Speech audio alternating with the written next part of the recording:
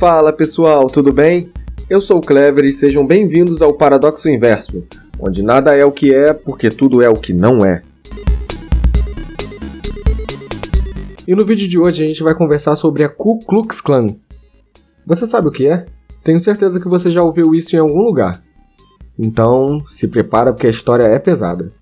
Vamos lá. A Ku Klux Klan é uma organização terrorista, prestem atenção nessa palavra, terrorista, que foi criada nos Estados Unidos logo após a Guerra Civil Americana, durante a fase reconhecida como Reconstrução, que aconteceu entre o fim do conflito em 1865 e estendeu-se até 1877.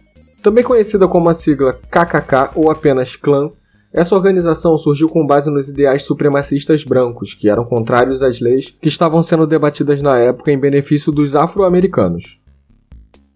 O nome da organização faz menção à palavra do idioma grego, kyklos, que significa círculo, e a palavra do inglês clã. O clã ficou conhecido pela perseguição que promovia contra negros no sul dos Estados Unidos, cometendo atos de violência como espancamentos até a morte e enforcamento de suas vítimas. O clã também perseguia outras pessoas, inclusive americanos brancos, que se mostrassem favoráveis à concessão dos direitos civis dos negros. Ele também é classificado pelos historiadores como um movimento de extrema-direita, sobretudo pelos ideais que motivaram a criação desse grupo, o supremacismo branco. Ao longo de sua história, ele possui 3 grandes fases de atuação. A primeira fase ocorreu entre 1865 e 1869. Alguns entendem até mais ou menos 1871. Surgiu logo após a Guerra Civil Americana e promoveu intensa violência no sul dos Estados Unidos, contra aqueles que defendiam os direitos civis para os negros libertos. Essa fase encerrou-se quando foi decretada uma lei contra o grupo em 1871, o Klan Act. A segunda fase do clã ocorreu a partir de 1915 e estendeu-se até meados da década de 1940. Foi o período que o clã possuiu maior poder, tornando-se uma força política influente em alguns estados norte-americanos e possuindo incríveis milhões de membros. Nessa fase, continuavam a perseguição contra os afro-americanos, mas focaram sua violência também contra católicos e judeus. A influência nessa fase era tão grande que o grupo chegou a contar com 4 milhões de membros. E o enfraquecimento nessa fase aconteceu em razão de disputas internas pelo poder, além de escândalos envolvendo o grupo que foram divulgados pela mídia norte-americana da época. A terceira fase iniciou-se em meados da década de 50, em resposta ao crescimento do movimento afro-americano que lutava pelos direitos civis dessa comunidade nos Estados Unidos. Essa fase do clã estende-se até hoje, e a atuação dessa nova fase ocorreu visando, principalmente, aos ativistas que lutavam pelos direitos civis dos afro-americanos e de seus aliados. Os símbolos dessa organização terrorista eram um capuz cônico e uma vestimenta, ambos na cor branca. O objetivo dessa roupa, além de esconder a identidade dos que se envolviam nos atos de violência, era de intimidar as vítimas. Na segunda fase do clã, os membros da organização também adotaram a cruz em chamas como símbolo. A cruz também se tornou um símbolo oficial no emblema do clã durante a segunda fase. Hoje em dia, o clã e a sua atuação é acompanhada por entidades como o Southern Poverty Law Center, responsável pelo estudo de organizações extremistas nos Estados Unidos. Segundo essa entidade, existem atualmente 72 células do clã nos Estados Unidos, que agrupam aproximadamente de 5 a 8 mil membros.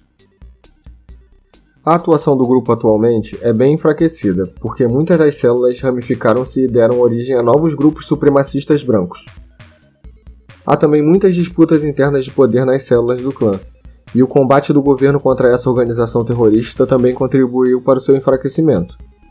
O clã atualmente está diretamente ligado com ideais supremacistas, anticatólicos, antissemitas, antiliberais, anticomunistas, além de promoverem discurso de ódio contra muçulmanos e LGBTs, e terem envolvimento com movimentos neonazistas.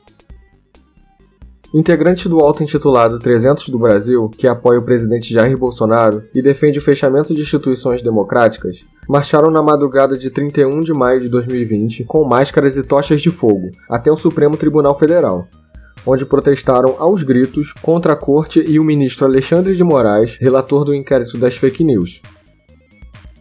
O ato se assemelha a manifestações feitas por racistas americanos, da Ku Klux Klan. As imagens também remetem às manifestações feitas por supremacistas brancos na Universidade da Virgínia, em 2017. O episódio foi marcado pela violência deflagrada pelo movimento neonazista Unite the Right, ou seja, Unir a Direita em português, contra a comunidade negra. A manifestação dos 300 pelo Brasil é liderada por Sarah Winter, uma ex-feminista, youtuber e ativista política brasileira, de 27 anos, uma das principais investigadas pelo inquérito das fake news. Ela foi fundadora da variante brasileira do grupo Femem, mas após a segunda metade de 2013, atuou em um grupo próprio, o Bastards. A partir de 2015, passou a participar do grupo Pró Mulher, ao mesmo tempo em que começou a militar contra as pautas que outrora defendia, incluindo a construção social dos gêneros, feminismo e legalização do aborto, defendendo desde então posições políticas ligadas à direita e ao conservadorismo.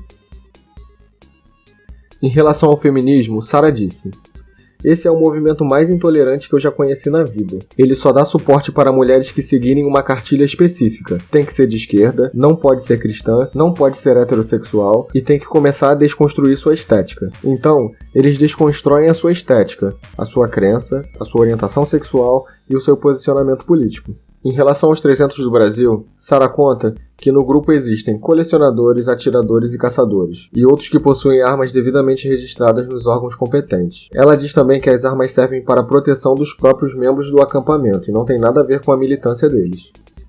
Além de terem entre seus membros gente que defende o fechamento do Congresso e do STF, os líderes do movimento dizem que um de seus principais objetivos é exterminar a esquerda. O grupo se organizou por redes sociais e aplicativos de conversa. Conta com o apoio de parlamentares aliados ao governo. O grupo já é alvo de investigação da Procuradoria-Geral da República, que respondeu a um pedido de abertura de inquérito por suposta formação de milícia, apresentado pelos partidos de oposição. E aí, pessoal? O que vocês acham de toda essa grande história? Pois é, fica um pouco difícil de digerir que em pleno 2020 ainda existam tantas pessoas que ainda alimentam o terrorismo e a segregação de forma tão explícita e sem devida correção, não é mesmo? Pois é. Mas então, me conta aqui nos comentários o que vocês acharam. E não se esquece de se inscrever no canal, isso é muito importante pra gente, tá ok? É isso, um abraço e até mais.